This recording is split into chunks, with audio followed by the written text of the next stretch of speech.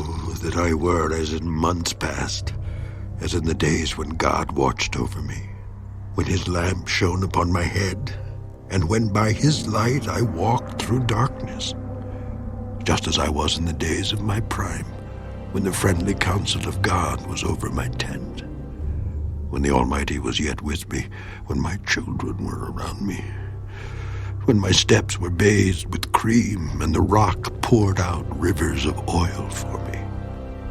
When I went out to the gate by the city, when I took my seat in the open square, the young men saw me and hid, and the aged arose and stood.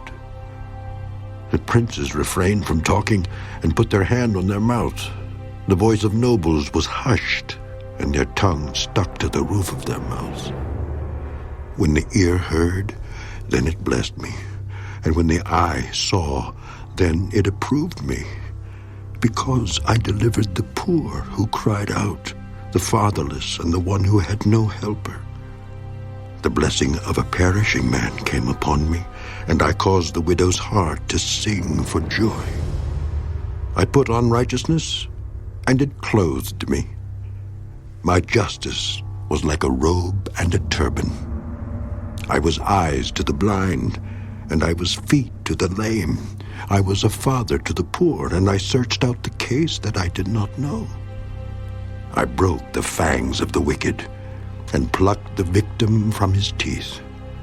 Then I said, I shall die in my nest, and multiply my days as the sand. My root is spread out to the waters, and the dew lies all night on my branch. My glory is fresh within me, and my bow is renewed in my hand.